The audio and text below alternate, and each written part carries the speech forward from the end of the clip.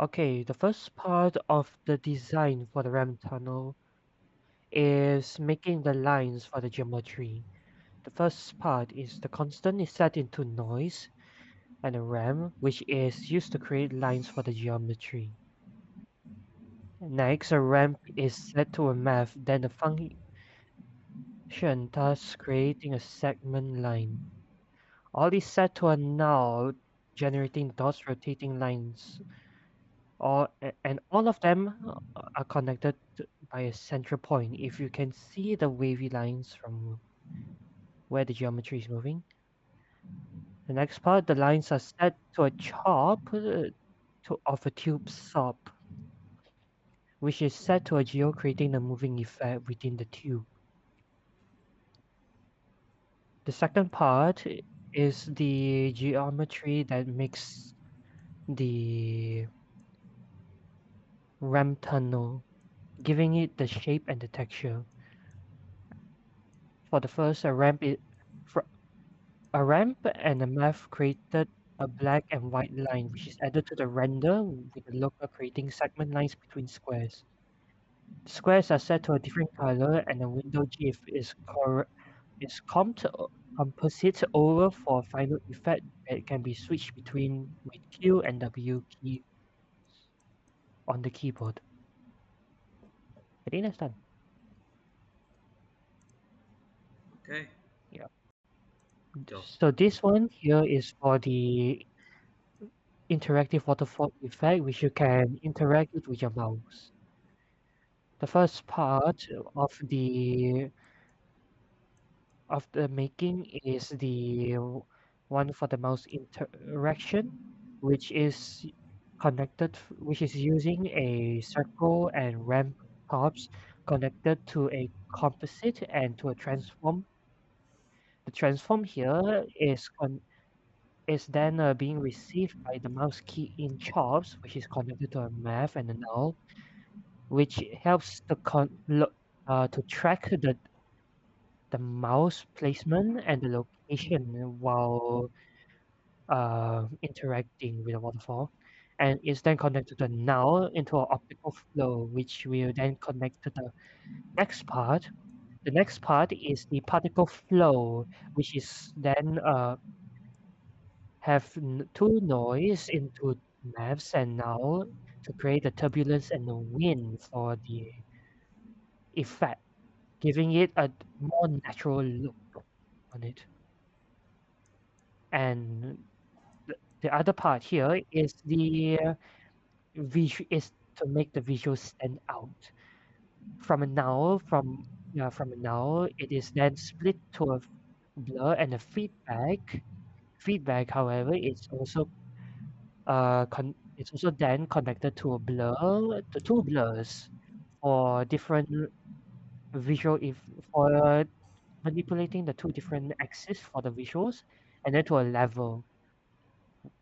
And then the other blur is, and then both ends are connected to a composite, and the composite is then directly connected back to the feedback for the vibrance visuals.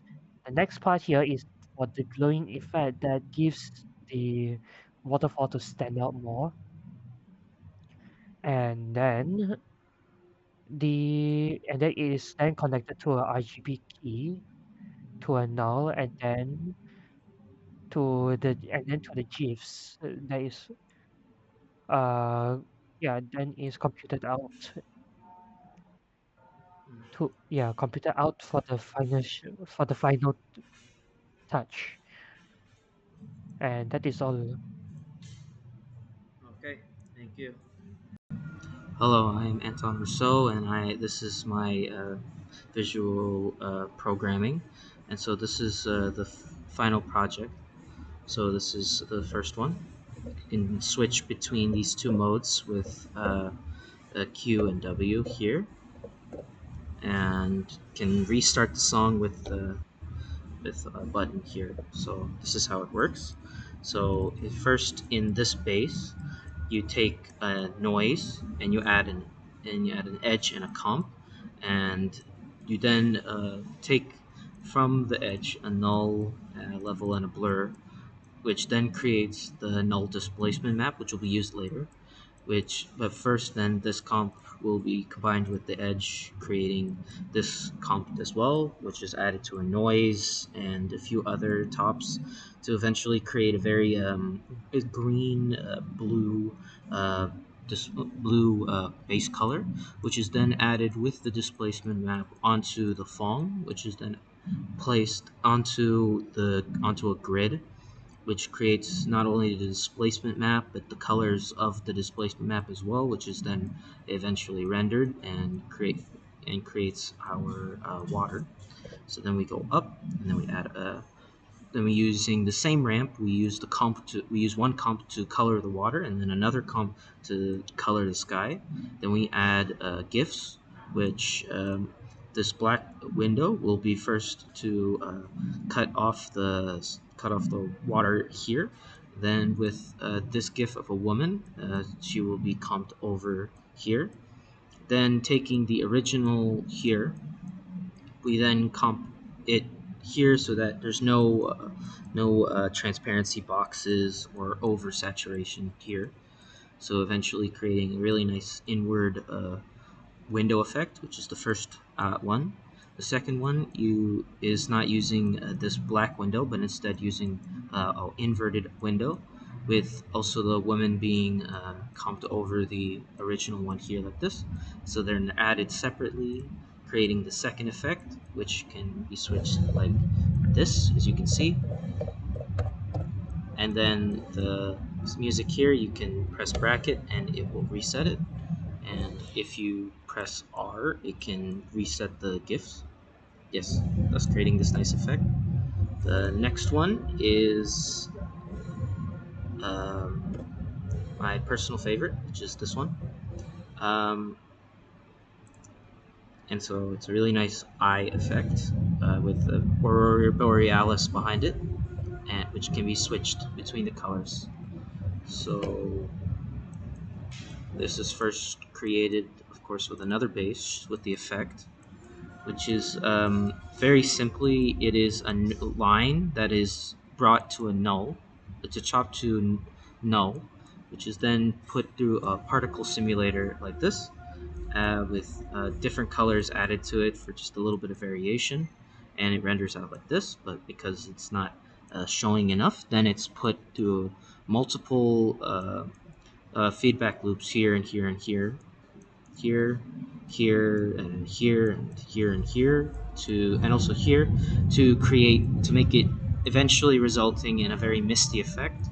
That with RGB key here adds a bit of a change in the color as well, which then eventually will be added with a noise, so that there's a different effect overall, and which can also be switched with Q and W with the same thing like this. And you go up, and here's the audio here, which is put with the kick is taken and put into a lag as well to change the opacity of this larger eye, which is comped over the smaller eye here, which goes from a normal eye to an eye with a window inside it every time it blinks. These GIFs are all made in Photoshop, and so with the kick, the eye changes opacity, and the bloom effect on the Aurora Borealis is affected by the mid, which I felt best represented the vocals, and so caused some nice colors overall, which is then put through one final level like this to create a very nice blue effect like this. And yeah, now on to Nicholas for his parts.